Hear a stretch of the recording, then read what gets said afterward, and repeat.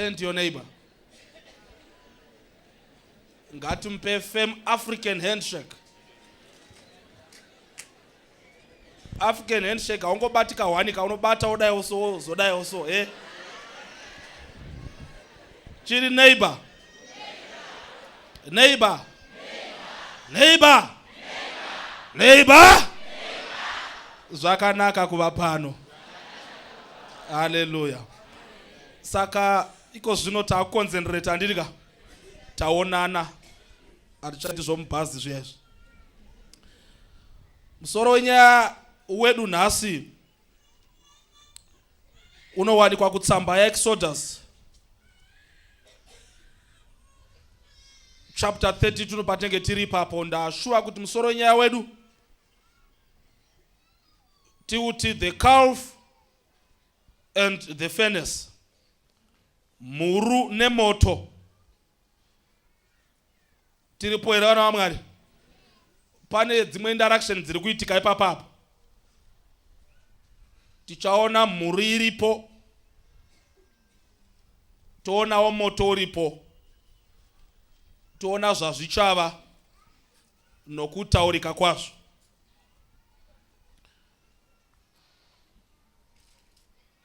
Nyaya iyi inonditi rwadze kutaura nemhaka yekuti murume anoinvolviwa apa ndisazita wangu. Pamwe aigona but apa paakandirasisa. Saka ndinoti rwadziwe kuitaura ndofunga ndiri kuzvireva.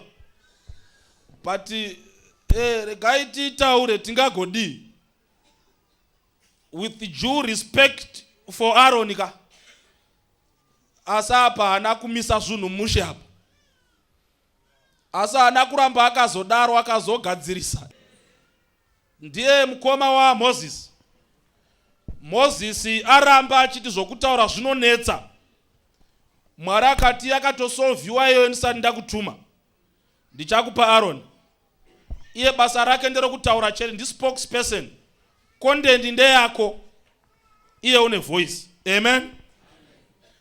Saka apa pavo ameno zvakaitika apa. Pane paakamboirasa mbijana. Verse 1 chapter 32 zvichinda mberi. Timbowana ka background kokurasika kwomukomana. Zvino vanhu vakati vachiona kuti Mozisi wanonoka kuburuka mugomo. Mune background yacho ka. Moses wakanga akwira mugomo. From chapter 24. Mwari hana kumuregedza. Akanga akwira, in fact wakanga ana varume vaviri ende pa chapter 24. Dango tingwana background enyambijana. Verse 1. 24 verse 1. Zvino iye wakati kuna Moses, kwira kuna Jehovha, iwe na Aaron na Nadabi na Abihu na vakuru vana 80 vavaIsraeri. Mufugame muri kure. Mozisi ngaswedere pedyo na Jehovha, asi ivo ngavarege kuswedera pedyo na vanhu ngavarege kukwira naye. Amen. Tichazondoona background yacho zvakanaka takuzviverengera. Panyaya yakaitika ndeyekuti Mwari aida kutaura na Moses. Ndopa akazoburuka ane mirayiro yamabwe tiripoka. Chero yakazoputsika nokutsamwa. But ndopa aiudzwa nyaya dzose ukaverenga chapter 24 chapter 25.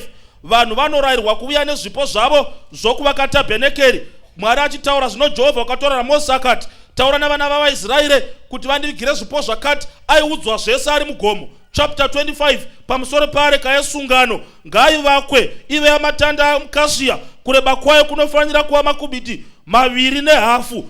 Pa verse 23 tafura yezvingwa zvokutaridza, chiratidzo chemwenje chendarama tabhenekeri pa chapter 26, altari yokupisira chapter 27, ruvazo rwetabhenekeri, specifications ese chapter 28, nguvo yomuprista mukuru chapter 29, kugadzwa kwavaprista zvichingodaro chapter 30, aritari yezvinonhuhwira, chipo chokuyananisa.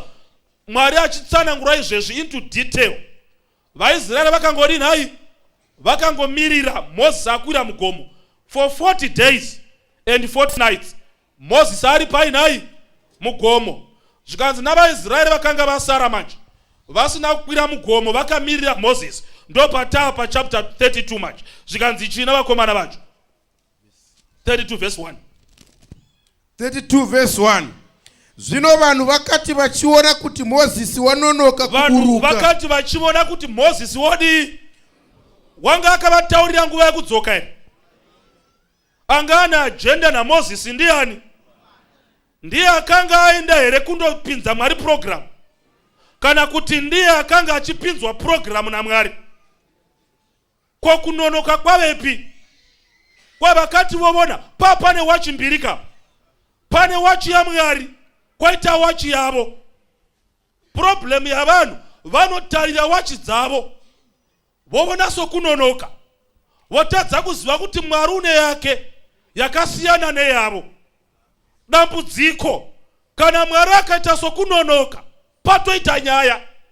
Mwari haanonoki, ane nguva dzake. Even 4 days after Lazarus afa, he was still on time. Wakauya nenguva chaiyo, vakachema vakashaya tariro, vakamutarira mugwagwa, vakamushaiwa, vakataura zvavaida vana sabhuku veBhetania. Zvikanzi ndiwo waiti Jesu shamwari yenyuka, zvino uripi? Wavigwa 4 days, Jesu haana kusvika. Achifamba mbijana, dai ainonoka. Bible rinoti for Bethany is 2 miles away from Jerusalem. Speed inonzi distance over time. Distance 2 miles, time 24 hours by 4. Ukakalkuleta speed yacho, tomboti Jesu waifamba, chikamba chinomanya. He was delaying. Apa wachi dzavo, they were impatient. But pa wachi dzokudenga, Jesus was in time. Ndokuvasvika and he changed the funeral into a party. Dambudziko rakaitika apa. Vakafunga kuti Mwari wadinai, wanonoka. Haana kunonoka. 39 years usina kuroorwa pawachi ya Mwari, haana kunonoka. Haana. Zvino anonoka famba Modhekai, chii chakaitika? Apa ndakupfuura napoka kana achinda kuVictoria Falls atingodonhi ripo tombopfuura nomublawa yandirika nomukwekwe hatitsinzini meso kuona madhongi kuti heri dhongi romukwekwe. Usati zvinoonere dhongi romukwekwe kuti ndoona mapopopo aiwa. Kungovona tichidi naye tichipfuura. Saka kuti umanye tipfuure napo tisvike kuvhesi yedu. Famba. Vakavungana kuna Aroni vakati kwaari. Vakuvungana kuna Aroni manje ndokuti kwaari, simuka utiitire vaMwari. Simuka iwe utiitire vaMwari. Vangatitungamirira. Nokuti kana ari Mozisi uyu. Uya munhu wakatibudisa munyika yeIjipita. Zvakutoitwa Mozisi wacho zvikanzi uya munhu. Hatizivi chakaitika naye. Hatichazivi. Nona kapatotanga nyaya iyeyi pachechika patoresveka. Ukavona eridhabonzi uya munhu. Patoipa ndo mavambo okutorasvika. Mufundisi wonzi uya mudhara uya. Patoipa. Kana koresta kupaya zvonzi vaya mai vaya. Patokanganisika. Zvikanzi kana ari uya munhu ndofarira rechirungu riri kuti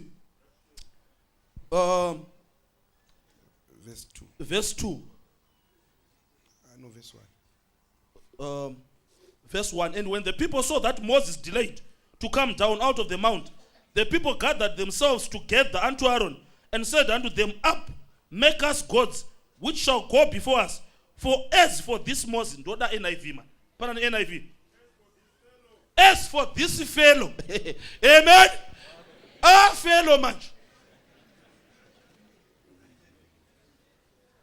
But ndiye akavatambudzikira pamberi paFaro. Iko zvinoachi amfesi.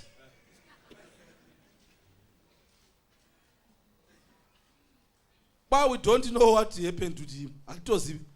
Aaron wanga asingazivi. Mukavereka background yacho zvinonzi vakaenda naAaron.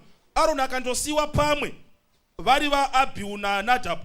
Zvikanzi michisarai pano namaelders 70. Ini ndakumbokwira ndimirirei. Ndozopfuura ndichikutorai todinai todzika. Vanhu kwakutumira nhume kuna Aaron. Wanga at a distance from the crowd. Aaron waitoziva kwakaenda Moses. Vanhu vari kuti this fellow ka atizivi. Waida akabatsira vanhu ndiani apa? Aaron waida akati aiwazvo. Imi hamuzivi zvinoitika kumusoro. Isu takambokwirako tikazoti mukomana ngaachienda hake because ndasara ndida kuorganize zvimwe. But kune nyaya uku Mwari vanomirirwa kuti vataure. Unovuya musawara. But wakapretenda akanyarara. So kuti haazivi kwaenda Moses. Ndobva vati chii shamwari? Verse 2. Verse 2.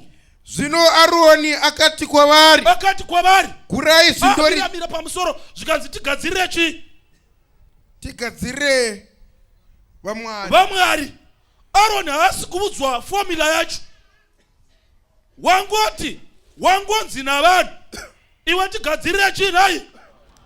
Vamwe vaivezwa nomunyaka. Vamwe vaivezwa namatanda. Aaron manje pa verse 2, listen to me. Initiative, formula ya Mwari uyu ndiye Aaron. Recipe na rights, copyright protected. Yokugadzirwa kwa Mwari uyu. Brand rinoregisterwa ne Brand International. Uyu Mwari uyu ndiye wa Aaron uyu. Ndobva ati right. Maita zvakanaka mauya avo kwandiri. Kuti ndikugadzire nyaya yaMwari, yava Mwari gods. Small letter G ina S mberi. Uyu waina matuwa wa Mwari umo. Zvikanzi Mwari umwe taneta naye. Takuda magods manje. Noza Mwari umwe waivanetsa nemhaka yekuti chaareva watoreva. Hauna kwaunondoreva. Asi vakaita vaviri vatatu kana ukarambirana uyu unoenda kuno uyu. Ndozvavaimudira back in Egypt. Pavana naMwari vaviri vamwe vaikudzwa pamusoro pavamwe vanga vakawanda. Rimwe rava zibhuru chimwe chimhuru. Because one akati hatipfeki tichidai.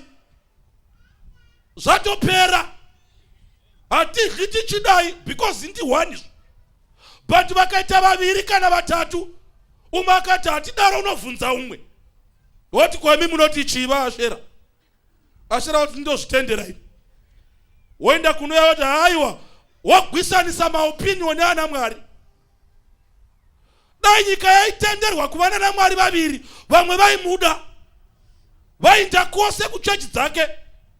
Vakaenda uku kuda kunosunungurwa zvimwe, uku kuchisungwa zvimwe. Vanhu vaine vana naMwari 100. Umwe Mwari wedressing. Uyu ndomudira pakupfeka uri right. Uyu ndomudira paropafadzo. Uyu pachikafu. Uyu pamapfimbirwo uyu ndomudawo. Zvikanzi tiumbire vaMwari. Chochaona kuti choro pakaumwa ari 1 vanongoti vaMwari. Vanotodaidzwa vakawanda. Iye ari 1. Pfungwa iyo haibviye plurality of gods. Famba shamwari. Akadi Moses akati chii? Zvino Aroni akati kwavari. Yes. Gurai zvindori zvendarama zviri panzeve. Ari kutaura izvi ndiani? Iformula yake zvikanzi yangu ini. Ndoda kuti mugure, musagura nzeve dzacho. Gurai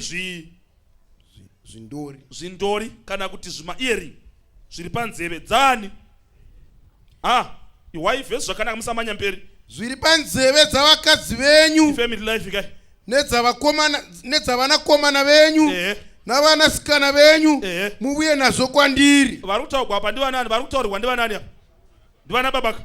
Kanzi mimadhara madamwari imi chindai. Mondogara pasi nana mai. Mogura ma-earring avo. Pane nyaya yakapa.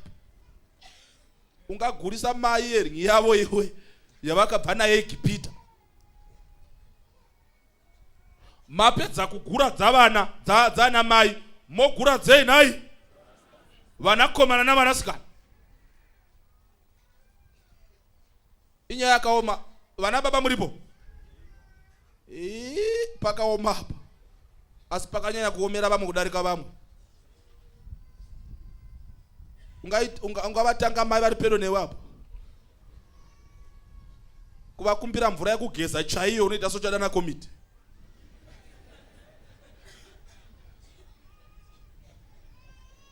Unoita mvura yekumwa yekuorder sori murestaurant.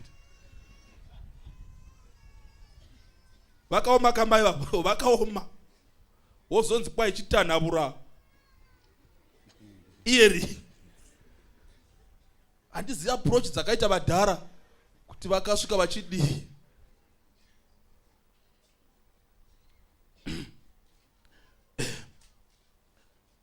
My John. Ndane kamwe kanyaya mbichana kuti timbo.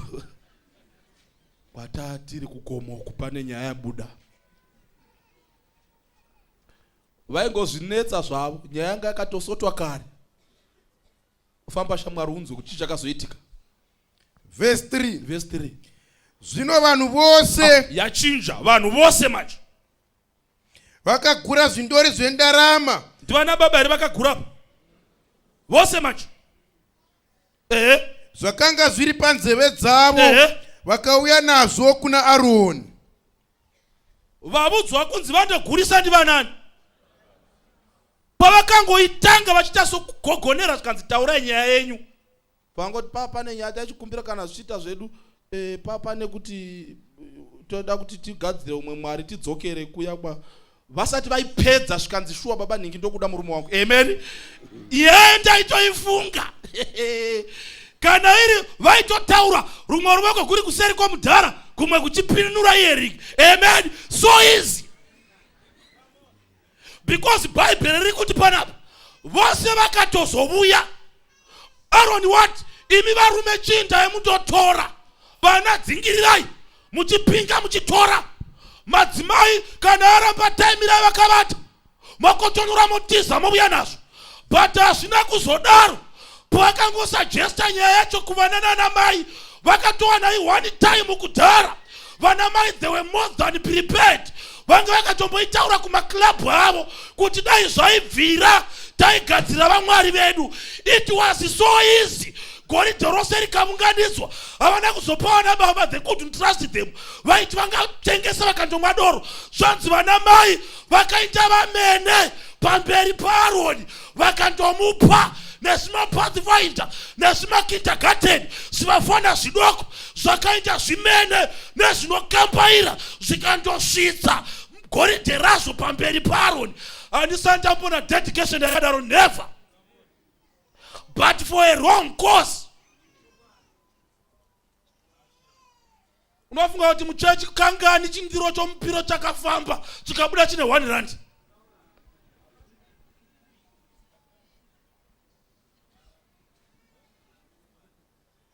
Kangani. But yava mwari yava nyaya yekumba zvimwari zvavo.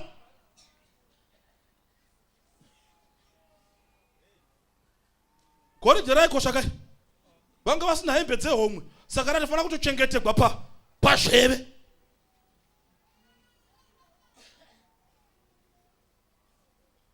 Usandiudza kuti utadza kupa kushayiwa kupa zvaunazvo izvozvo inyaya yerudo chete naMwari wacho.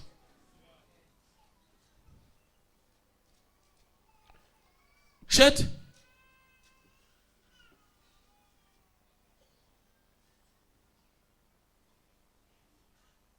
Zesa chorekata mbiri yokudhura haibhadhabwe.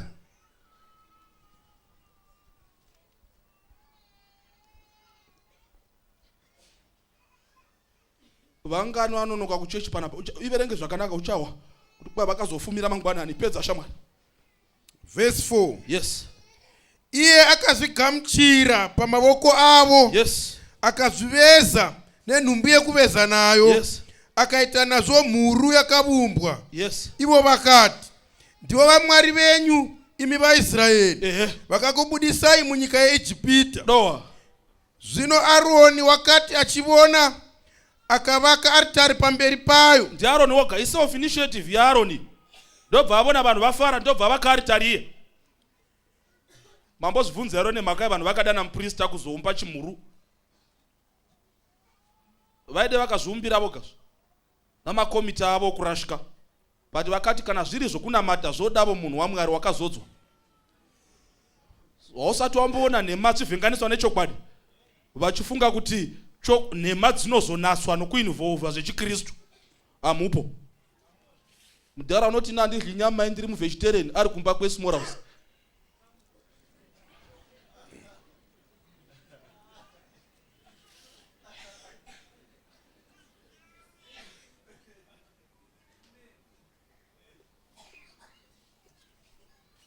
Bai vakatotaura nyasvikanzi katoda kumba Mwari dana Moses ndiye muprista pano. Aaron umwe atendegwi. Hazvitendegwi zvinoyera. Zvinoyera.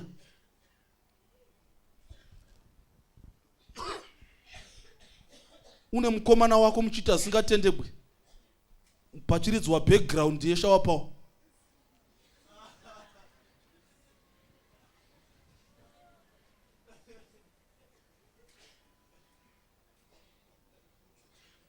Tony ye message, Tony ye phonica. Tony ye phone. Chorokasa guyogwe chechi. Azviti kuti message inopinda ive tsvene. Iye chiti ndakumirira.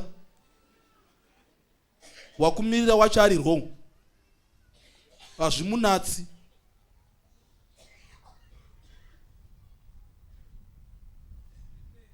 Kuimba guyogwe chechi muchikrosa border makairikidza majaketi. Azviwedzeri utsvene.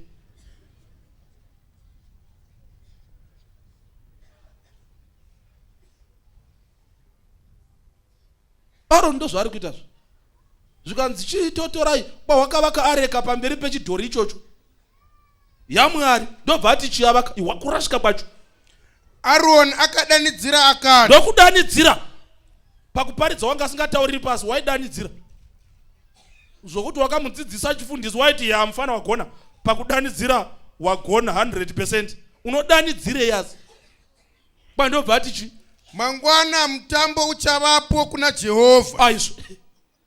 Chimhuru chiripo. Basi chadira mutambo kuna ani?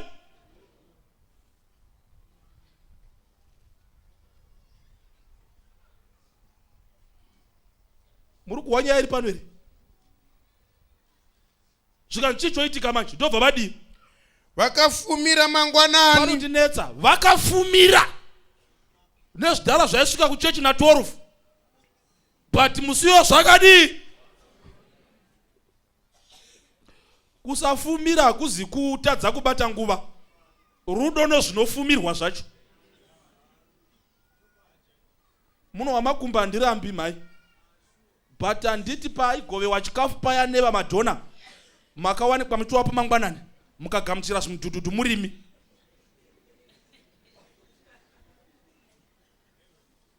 Asi kuchechi munovya na12 muchikweva makumbo.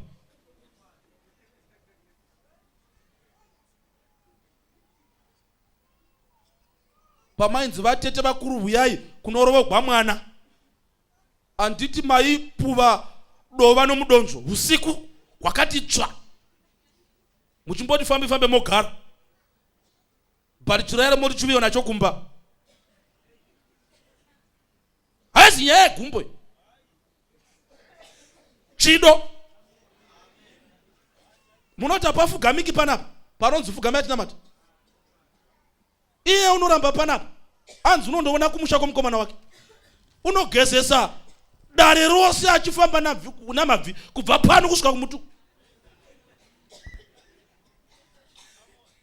Haisi nyaya yamabvi anogwadza. Haisi nyaya yesvina iri pavhu. Nyaya yechido. Sati nyepera.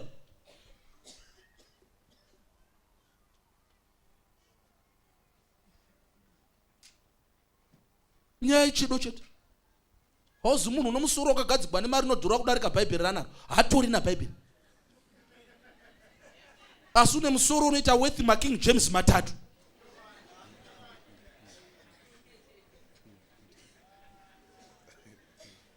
Hauzi izvo. Une kona zvinodhura kudarika imba yaNorojo.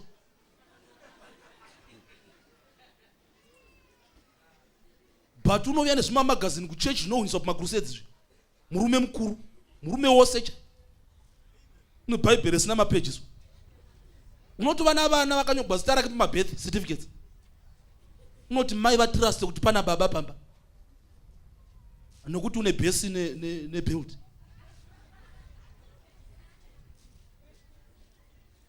Chido.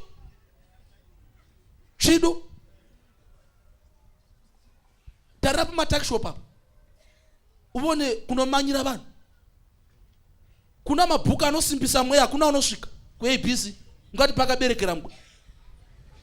Ungati panotengeswa zvikiti.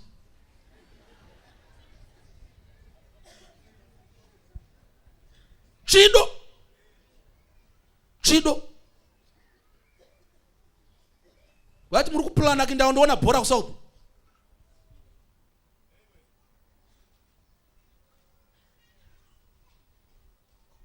But vamwe vacho hasi pano zvakanetsa kuuya pano paSouth Africa chienda. Chido. Zuva rose akaita off kubasa kuti aone rufu rwa Michael Jackson pa screen. But pakashaika vateta nandobata mavoko. Vake. Chido. Pakafumirwa. Sen. Hapana wakarova. Vachizonamata Mwari wavo. Wakuti vaiti vachimutarira vaivona zheve yake paripo pakaenda hearing yacho. Ownership yaMwari wacho. Vaimunamata namastaira ose, vamwe vakamira namagufu vachizama kuti Mwari avone kuti ndiri pano ini.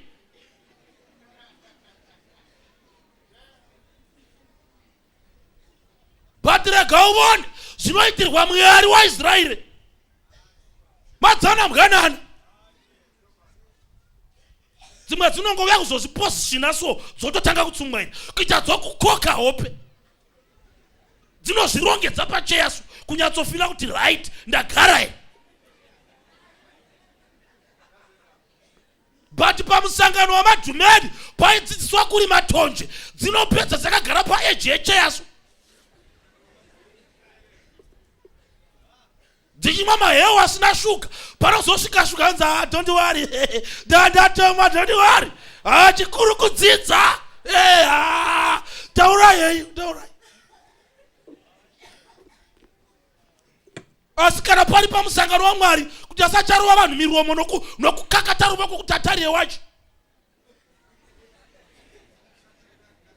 Haizi nguva chido.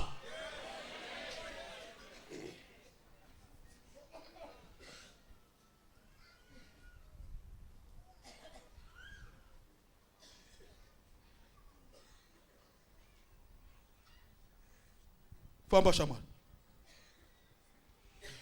Vakafumira mangwanani. Vakapisira zvipiriso zvinopiswa. Vakauyavo nezvipiriso zvokuyananisa. Iwo zvose one time. Vanhu vakagara pasi.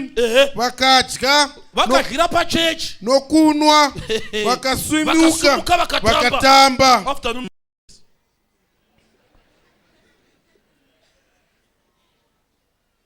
Vakambona mata pamangwanani ndokumbodya pana ukadzokera kumba pakaviwa namabhasikiti ezvokudya song service masikati kuimba kwacho kaverenga pazasi vakaita nharo voburuka Joshua naMoses kanzi kuimba here inenge noise yehondo ihondo iyi mweya mutsvene ukazoti bodo zvikazi naMoses abodo kuimba kazi hakuna umboimbwa kudai. Hakuna never ndatungamira sangano iyi. Takabva naro kure harina kumbodai since Goshen. Hakuna kumbo. Ndobva wasvika wane navadhara vaya nevasikana vaisimba ungati marecords aya akare aiswa paspeed nononoka. Ungati vari parufu gwerombe.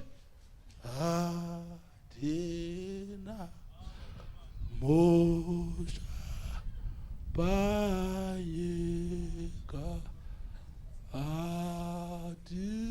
Adivare Kova imbisa iko zvino ngati nhunzi dziri mubhotoro. Chido choita kuti uzive vatambi vose veLiverpool iwe usina passport, asi usingazivi the 12 tribes of Israel. Chido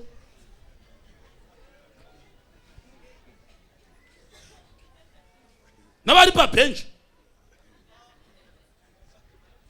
Tika Deuteronomy unoenda kuna mapisarem tsvaka Deuteronomy. Chido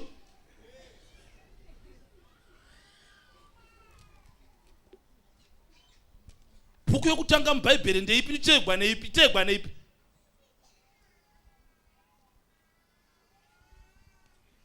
Chido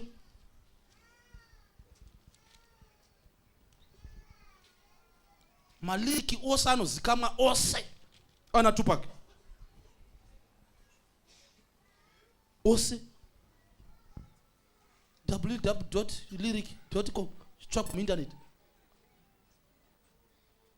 But muimbise kwegwe chechiko zvinononjemera pastanza yepiri neimbuku yacho hatorina shungu yekuitenga.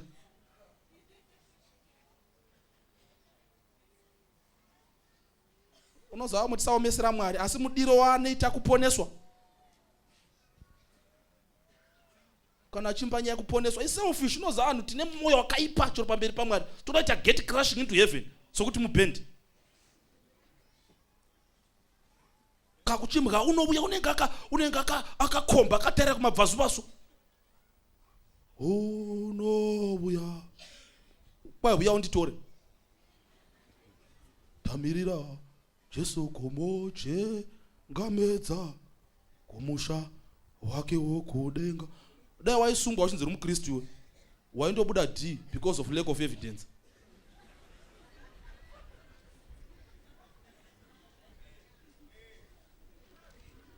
Vaisecha pose kunzi nereki yama-CD yacho hapana chinotaridza.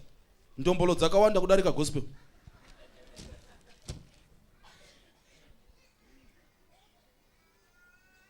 Choro mapairetiro aunoita chembere dzimwe dzinobhadhariswa mari unohla kuti zvivindo wakazviwanepi 3 minutes chembere chisunungura mari murukusha mukati iye akadai rubokoso kunohlisa chirayiro iko.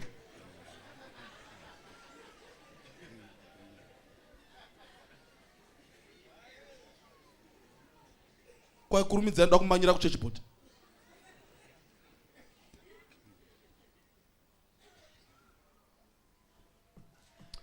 Ngati chisvika shamwari pa Victoria Falls tachipfuura napo. Haleluya. Simuka vakomana vaviri. Nyaya yandinetsa panyaya dzose idzi haidzi dzatiri kutaura idzi.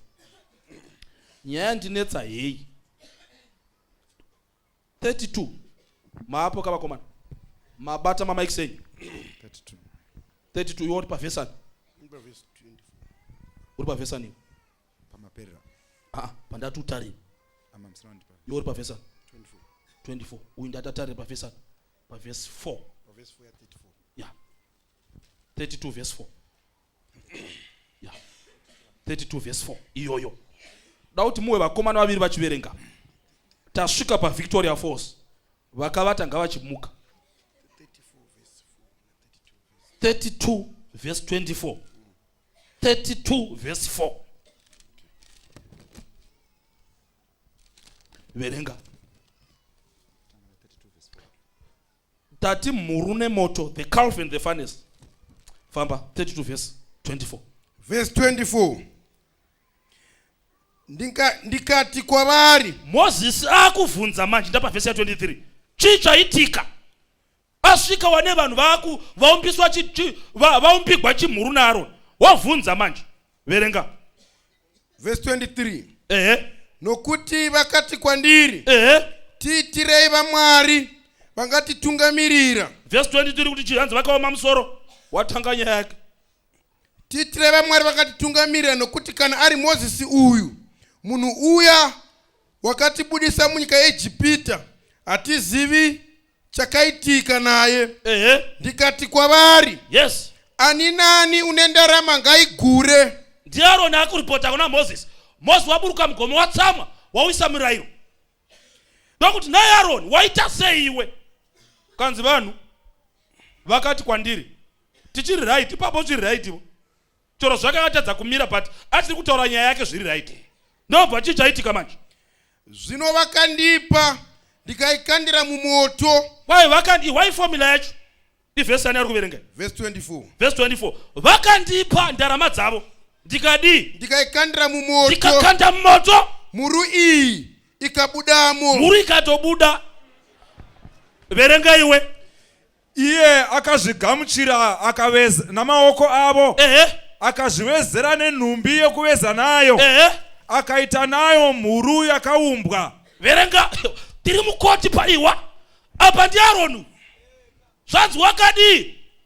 wakazvigamuchira akatotsvaka nhumbi yokurirai moto akangopfugwavo nawo kuti zvinyongovere akasikaputa iye verenga ndikati kwavari ndoda pazasi pamandabasa napo zvino vakandipa ndikaikandira mumoto muru iyi ikatobuda zvikadzichisha mwari iye akazvigamuchira pamaoko avo akazviveza nenhumbi yekuveza nayo akaita nazvo mhuru yakaumbwa verenga patoita nyaya zvino vakandipa ndikaikandira tokukanda mumoto muru iyi muru ndokutobuda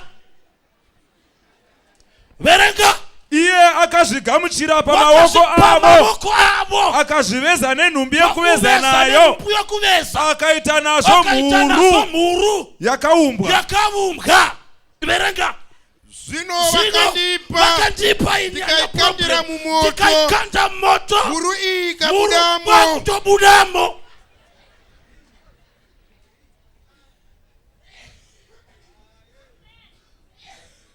muru nemoto the calf and the furnace vana vaMwari tiripo here muru nemoto tiri kutarira murume uyu Aroni statement yake chimumuro ndo dambudziko redu iwe neni muru nemoto ngati vume zvinyangadzo godza zita rate mwezi kudza ndo pane nyaya pa zvikanzi naAroni problem haizi yangu ndakangopuhwavo ndarama ndikaikanda mumoto muru ndokubuda problem iwe Moses iwe ifenesi yakaoma fenesi ukangokanda izvezvi chero goridhe rakukanda imo uone mhuru inobuda apo fenesi ina handina problem zvandingango ndakakanganisa zvangu kungovateerera but ndakatongokanda ndichida kuti zvitotsva kuti ndakatoona zvinganetsa ndikati kandi because pakazouya Aronika Moses wakatozokuya wakakanda mhuru iya mumoto kwai ndobva akuya paudha yacho ndobva aisa mumvura akavamwisa mvura yacho kanzi zvawaida kutoita izvozvo ndo zvandaida kutoita izvo but mistake yakuitika kuti pandakangokanda mufanesi mhuru ndokutobuda ikatomira vanhu vakatoti haleluya tumhuru tikato zvino ndichadini ngavurawo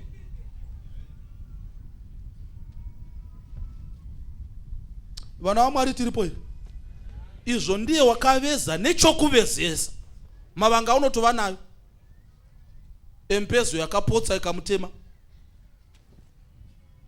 kunzi apa ndakatongoikera zvangu apa ndaitova mutabhenekeri muwekera ndichitozama kuti ndingozama kugadzira chitanda chokuimbisa ndakazongokanganisika izvo dzakatokuvara dzichiveza zvikanzi but ndakangokanda vana vaMwari kana tichifanira kuponeswa tisapomera fanesi Aronika taura pachena kuti mhuru ndakaveza munun'una wangu Mwari ngaandiregerere mhuru ndakadii iko zvino dai Jesu aiuya panapa dai ropa raidistributiwa namadhiramu repamuchinjikwariya zvikanzi pauya bhauza reropa raidzokera bva pamusangano uno risina domwe rimwe rarasisa panapa vanhu vachiriramba kanzi vanoda ropa rokuti vaponeswe vuya mutori pasina waindotora kanzi ngoti nana problem zvangu asi ngoti vamwene vangu ndo vaka nalizi munhu angara akatsamweni asi vamwene vangu handivavenga handivadi fanes nana problem but ndakangotoravo chi ndaramai ndongokanda moto fanes mayuthi muripo handina problem pastor. It's like my guy just invited me kumba kwake kuBorodale angatenga bed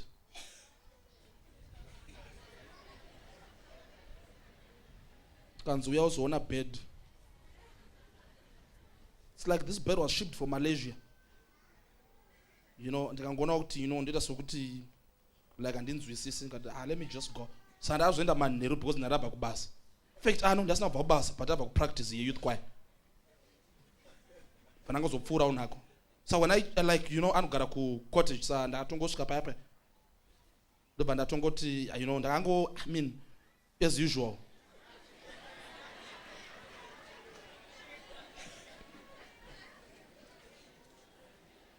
pa ndakapinda mumba paya you know skanzi you know wow you know ndikangokahla marawo like you know the bed is nice. Yeah pastor the bed is nice. And I go wow it's nice. Skanzi ew. Then he goes like uno inda kungoona bed so unoona TV. You know it's a bed man, it's a bed baby. It's a bed.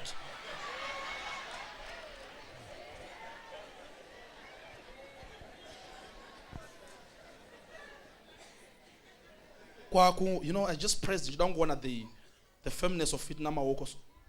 Like you know. And then he said, no, but can you test bed no woko? You know, it's not a punch bag, man. It's a bed. Then like no, banango gara so kungo gara so don't go. Cause no, baby, come on, man. It's not a chair. It's a bed. It's kind of gayari humorous. It's a bed. It's not a chair. Then I go stretch. I saw past just stretched. Niripo.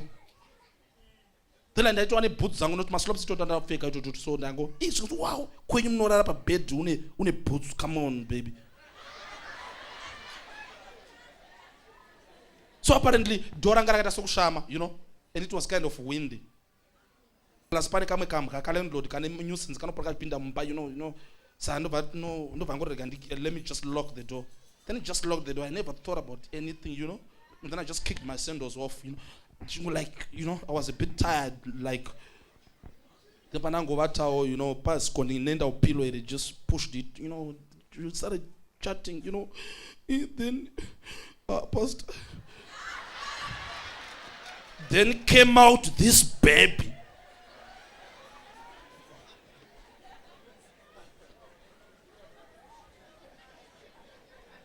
Pane panodaro para Jesu une mhosva yeyu wakangoendawo abva kuyouth choir futi une mhosva iro ropa rikauya pano tingamupavo ropa racho ina handina problem pastor mwana wakangobudawo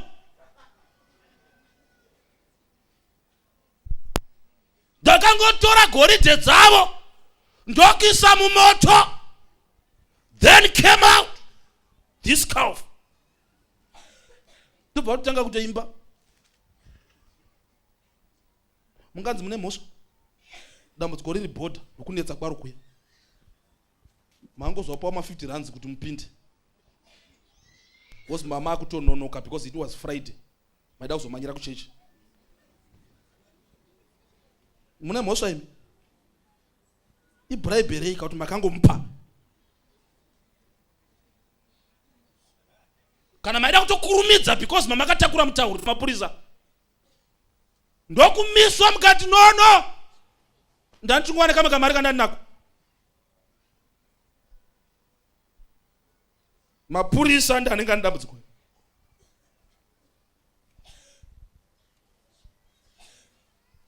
ndakangotogwavo ndanisingadi zvokutsvaka mvura namadzibaba kumuri kwandakawanikwa mufundisi muri kwandakawanikwa kunogozha mutima handimudi.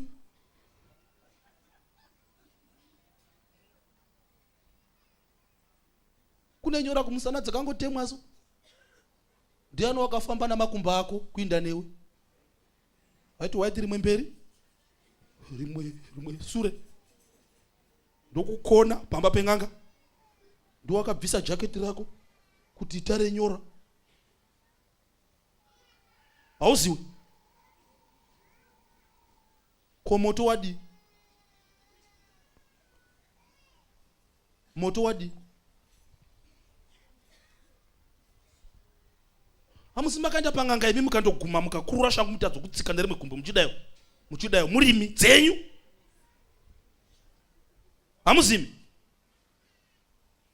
Mukabvisa mari yenyu noruoko gwenyu. Hamuzimi. Mukati kumba kune zvinonetsa. Hamuzimi. Vaiplaya kaseti yaibuda nemuromo menyu. Mufana uziwe here iwe wakabvisa bhandewu.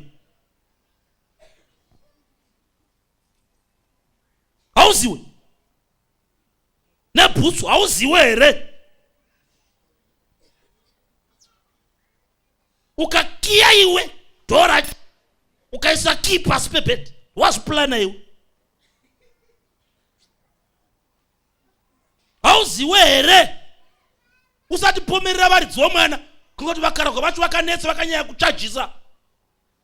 Ndati kuchaja nokubvisa zipi hazvi zvinopindirana here.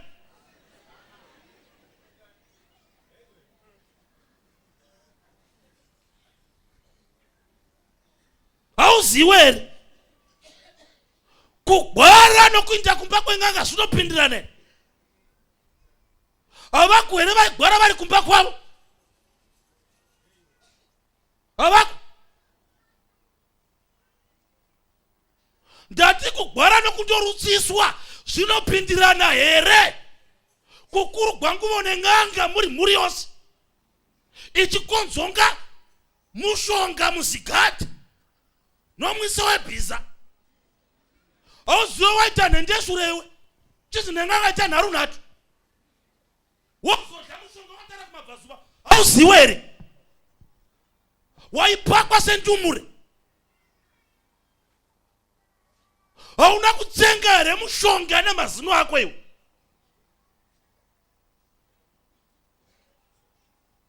Kwafanesi inopinda papi?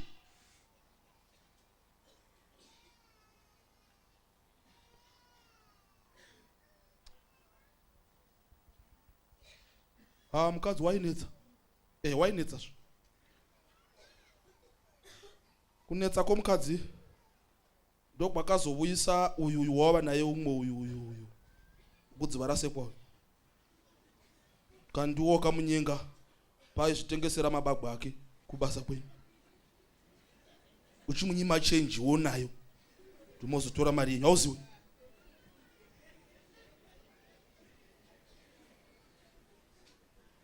Hauziwe here.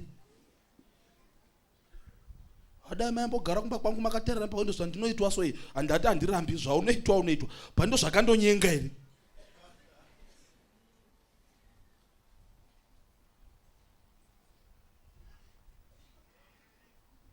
Varume ngati magentlemen. Tombovanzireko. Kana wakanyenga. Amen. Toti vakomana ndakanyenga. Amen. Ndini. Zveamai avo siya kupopota kwavo nokudinde zvavo izvo. Popota nokupfimba zvakasiyana. Ndini ndakazondobhuka ndoga kuloji. Chichevuka sone mari yaibuda apa. Zvakatosiyana. Hallelujah. Varume let's face it. Unozada dambudziko ravanhu kuona sokuti kana vakabvuma kuti vatadzi vatokone wadenga.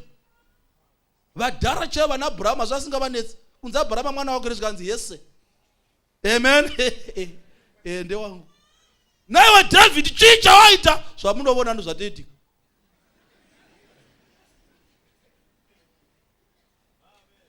Shuwa here murume wangu, shuwa ndine urombo mudzimai wangu.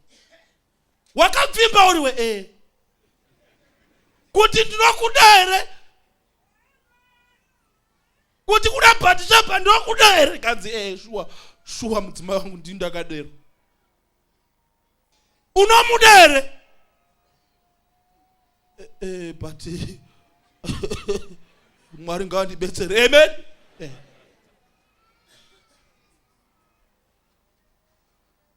Vanaona sokuti topinda kudenga nobutsotsi semapindira tinoita pabhodha. Mwari unoziva zvose zvako. Sambozvinetsa nekublema fenesi. Murume unonetsa zvirambwi, unotonetsa wako zvotozikamana mareko dzokudenga kuti unonetsa. But it's not a license for you to be stupid. Variko vano unonetsa kudarika wako vasiri stupid.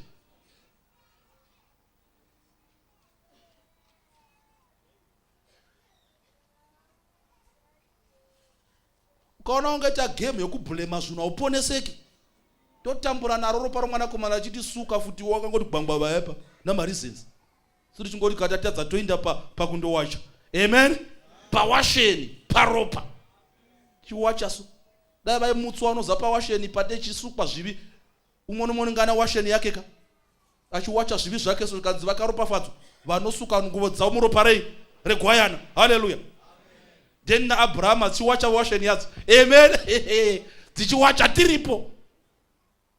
Tichimba gasono ngukemu chiti. Samson riripo monya. Ripo richiwachavo. Amen. Nyaya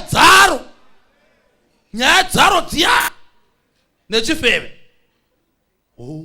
Unoda he reku osha. Yarakapi the halo tinenge ari matutu namatutu sewasheni. Dzimba dzaakaputsa achiwacha so. Tozoimba pakorasi munesi tetorinza manje. Teti navo vana Moses varume vakarova munhu echibhakira akafa. Iwo chiti gbangwa vayo vakabvisa mimba. Chiti kwai kungowa ma period pains. Tibudire pachena. Amen. Mondi vana Moses kwavorova munhu echibhakira sokurova munhu echibhakira kufa futsira mushechi. Pari nyasha dzikamusuka. To blame afenesi ngoti ndasingadi kuzviita. Zvachinetsa. Kuti inondiri nherera. Nherera haina kupiwa license to murder. Ndauzi nherera yakutanga Adamu naEvha dzadziri nherera. Svanga vana Mwari. Tichisuka so. Amen. Vana mai ngatibvume zvinyangadzo. Handi makazodza mwana mushonga wenhova. Mukati kozvina muchasungiriri nyama yekeravura hweshoko.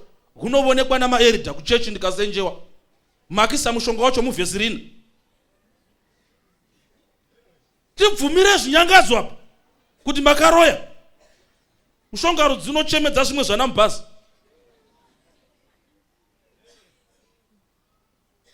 Kuti zvimwe zvinongobetserawo nezvechikaranga chedu. Tsika kana dzakanaka dzokumhorosa vana baba nokuti mamuka sei dzinokudzwa. Pfugamira tezvara dzinokudzwa. Idzi hatichadzizividzi.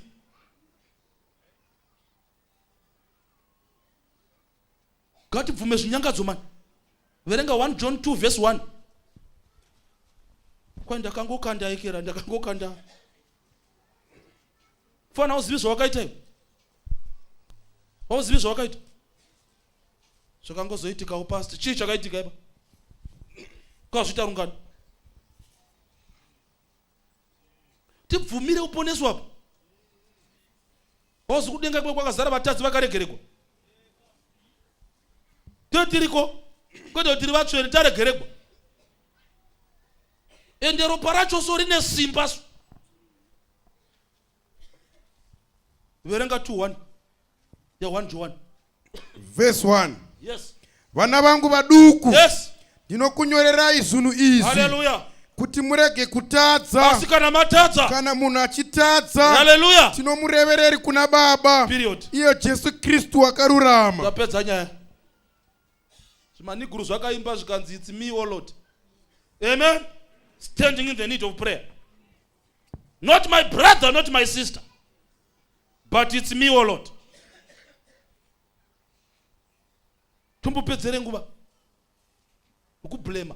Unoza zvinji zvinoblemiwa navanhu ka. Zvinhu zvaunogona kuchinja. ndivanana wakambowa chiblema gravity. Gravity ndio yakonzera zvinhu zvakawanda munyika ino, but because we can't change gravity, how we blame? Unoziva kuti gravity ndio inokonzera ma-accidents. Kuti mota ikavapana physics, center of gravity, ikapfuura sinokakatiwa mota yospina kuda. Dai kusina gravity mota zingabheuki. Wakambowa parliament yakagarira gravity pasi. They can't change it. They don't speak about it. Mai chakawisa kapu penyu kuti iputsike gravity yakakakata kapu bva painogara payakadonera pasi. Gravity. But you don't blame it because you can't change it. But zvimwe zvose vanhu vakatoshandisa gravity yacho kuti itovaitira zvakanaka. Masports ose anorelaya negravity. 2010 yadai kusina gravity risingatambiki, wairi pasa rikaramba riri mudenga.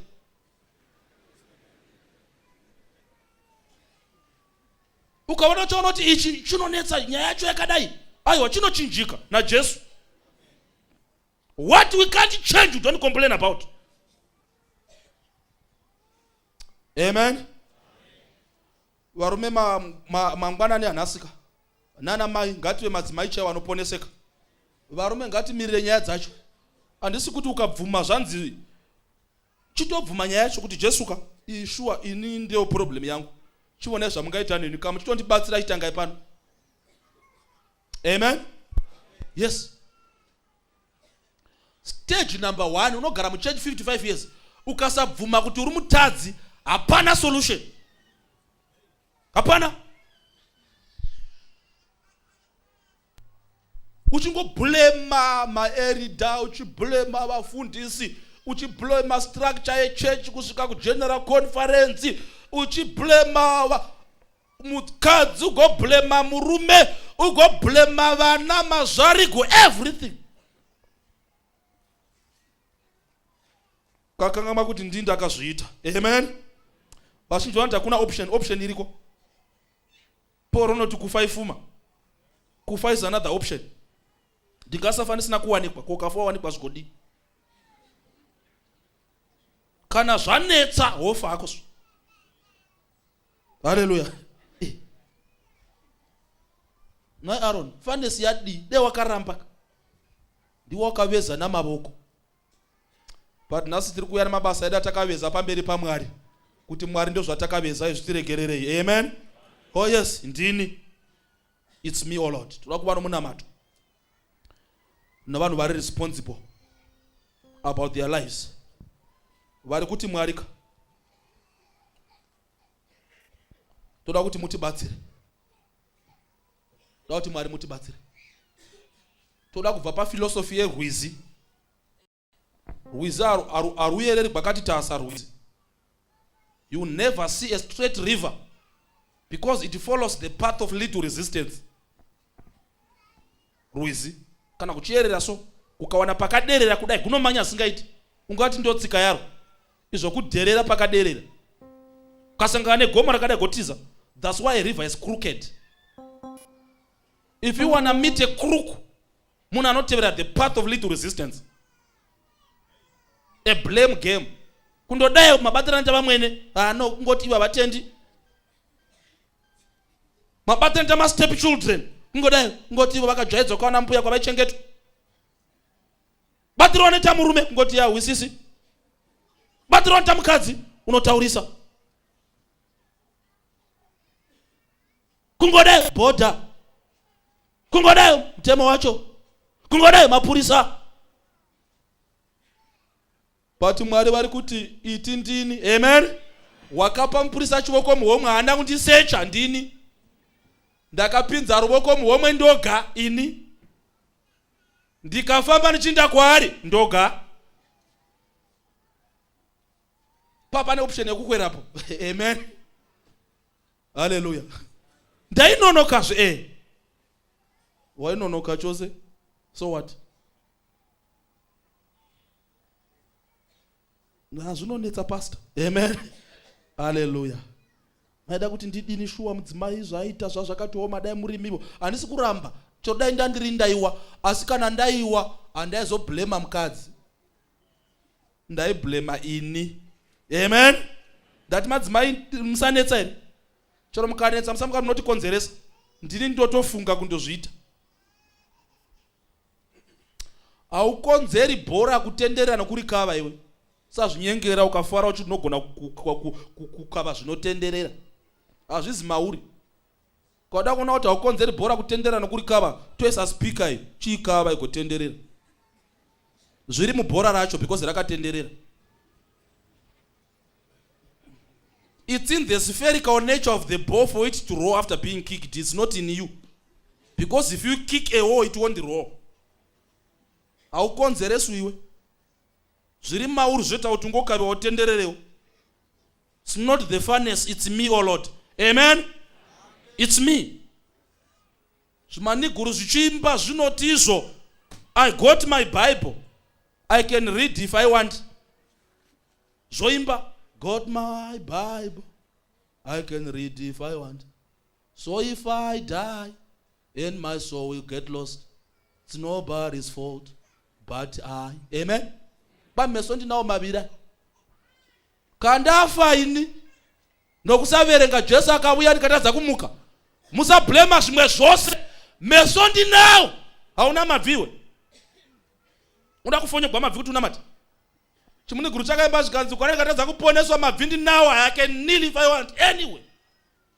Torepa pano ndinonama kutofugama kuda kutonamata izvo. Namabvi anga. So kana ndikatadza kuponeswa musablema mai. It's me. Meso ndinawo. Kuri mvura ndoga Bible. Ndoga.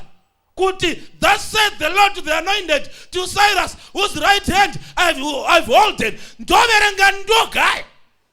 Chara mukadzi akanetsa, mwana akapanduka, ndikadzimba basa. Unoverenga meso unawo, Bible unaro, ukatadza kuverenga. It's nobody's fault but your fault. Don't blame the furnace.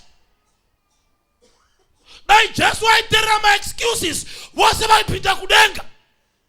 Nerera yobakwa iri pabawa. Zonzi unobate ipapo. Yotanga kuchema. Ndasiya kumba kwakawa mfundisi. Imi mwari ntendere ndipinde. Ndakasiwa. Ndinazvona zvishoma izvi. Ndikatengese gwaimbana baba mukuru. Zvinonoida kuti ndiite saivo. Umwe murume akauya akati bya ndichengetane. Ndobva ndipamari. Maida kuti ndidini. Mwari wochema misodzi. Watipinda mfaro washe wako. Pouya umwe mudharavo. Zonzi ndaigodivo. Maizwa munetsuro mukadzi wangu veduwe. Ndaikurigwa ndaikavigwa chikafu negumbo. Maingo zvivonavo. Mwari wochema. Wati nyako ndaihwisisa. Pinda mfaro washe wako. Pouya umwe mai. Wati ndaigodivo. Mwana wakagwara. Mari yokurapisa handina. Pakauya mumadzibaba. Akati ndoita seivo. Oyesu zvitombo. Ndikainda. Ndikandoitwa semvura izvi. Zvasingadi Jesu. Jesu wochema. Zvanzi pinda mfaro washe wako. There is no excuse in heaven. Let's not blame the furnace. The issue lies with you. Dauti mangwana nana asitura kuna mataiso. Amen. Tidi kupedza nguva chikunyengera sote wazizwa wakaita. Kumba kuimbira se shavi. Wazizwa wakaita. Ndinomira pano accountable to my own deeds. Amen. Ndini. So those are confused. Ndinokuda ndinda contribute. Hapana ndiwe. Ndoga unotenderwa kufamba. Ngatitsinzire tinamata. Amen. Masikata akanaka baba wedu vari kudenga. Amen. Tinotenda nemuimbi David. Anoti wakaropafadzwa uyo akakangamirwa kwake kudarika kwake naJehovha. Amen. Uyo zvivi zvake Jehovha akaputira muropa. Amen. Uyo zvisakarurama zvake Jehovha asicharangariri. Ava vana venyu vavuya. Hanzi muru nemoto. Kotonyepereko kuti moto tiriswe. Tadzidziswa kuti we have to be responsible for our actions. Tisu Mwari. Tisu takamira netsoka. Ava vana venya. Havana kuramba. Vati tinoenda sezvatiri. Kunyangwe Abraham asingatizivi. Na Israel asingatiziururi. Asi Jehovha ndiye mudzikinuri wedu. Kubva kare nakare ndiro zita rake. Masikata ano baba. Ambirai vana baba nana mai. Vakomana navasikana. Avo vanga vafungirwa kuitwa zvikorobho newakaipa. Dzokonoko nenyasha. mavachochora pamusangano uno mukati ava vanofanira kuponeswa. Hazvingaite zvakanaka kuti tiende kulanji ava vasati vasukwa neropa. Tamira netsoka dzedu Mwari, tinokumbira chikomborero chinobva kwamuri. Mutirangarirevo umwe noumwe nezita redu, mutinyike muropa raisho wedu Jesu Kristu. Paite chishamiso, zvitema zvakatsvuka zvicheneswe sechero, tibve tiine rwiyo mukati memwoyo. Satani ari kuzevezera vanhu. Unoti nezvawakaita iwe ungaregererwa here iwe? Unoti nezvawakaita iwe ungakangamwirwa here? Tipeiwo simba Mwari, timutaurire pachena kuti tiri zvitsiga zvaburwa kubva mukati memoto unopfuta. Inyasha dzaMwari kunzwa dzichiri kudhonza. Inyasha dzaMwari kuperekedzwa nomudzimu unoera, kumira paaritari tichiti torai upenyu hwedu Mwari, tishandire imwi, tiraramire imwi, tiitire zvese imwi, nokuti hakuna rimwe zita ratingaponeswa naro kunze kwezita raJesu. Ndimwi Mwari munotaura matsamba manyoro anogona kutiponesa. Kuna vose vakamugamuchira, ndinokutendai Mwari, kuna vose vakakugamuchirai. Hamuna kuvasiya vakadaro, asi makavapa simba. Simba rekusiya upongwe, simba rokusema pornography, simba rekusema kurambana, simba rokusema ruchiva, simba rekusakoshesa zvichene zvenyu, kuti vanzi vanakomana navanasikana venyu. Haiwa Mwari wokudenga, nerimwe zuva muchiuya toda kuonekwa tiri chita chikuru. Titenderei tidadire wakaipa, titi isu Jehovha tava venyu nokusingaperi. Nyoraiwo mazita edu mutsamba roupenyu, muise rwiyo mukati memwoyo. Zvimwe zvatiri tisu haisi mhosvo yenyu Mwari, asi nenyasha titarisei neziso rerudo, mutiitire zvakanaka. Itirai nyahunike meeting zvakanaka Mwari, tibve pano tiine kunyinda sezvamakarayira kumukadzi. Neniwo handikupe mhosva, asi ndinotenda usazotadzazve. Mashoko aya ngave rwiyo mukati mendangariro dzedu, tive nerufaro musi wakanakisa apo ndakakusarudza. Wandidzidzisa kurinda nekufara kunamata, o musi werufaro. Tatenda Mwari wokudenga, komborerai nemudziyo wamashandisa, nemidziyo yamuri kushandisa. Igezeiwo kaMwari, moichengetera basa rakanaka pamberi. Musatendera kungoishandisa kwenguva imwe. Tenderai midziyo irambe iri pamberi penyu. Toda kufara pamwe chete nehama dzedu dzose, nesangano ramira netsoka. Nairo ngarikumirirei nokusingaperi. Satani anya nekuti venyu vakumirirai. Titenderei tindolancha tichiti Jehovha unesu, rake zita ngarikudzwe. Misangano iri kuenderera mberi, nezvidzidzo zviri kuenderera mberi. Tibvisei pano kuno kutenda, mutiendese pane kumwe kutenda. Tibvisei pane ino mbiri, mutiendese pane imwe mbiri. Tisaita waAroni, zvakanyorwa karezhi, zvakanyorerwa isu kuti tidzidze tizive kuda kwaMwari. Zvikuru tasvikirwa nenguva yekuguma. Tatenda Mwari, kushayikwa umwe chete angafadza muvengi, asi tose sevana venyu tive mhuri inokufadzai. Tidhisimiseiwo nechikomborero chinobva pana Jesu Kristu ari tenzi wedu. Amen. Tiri kunamata.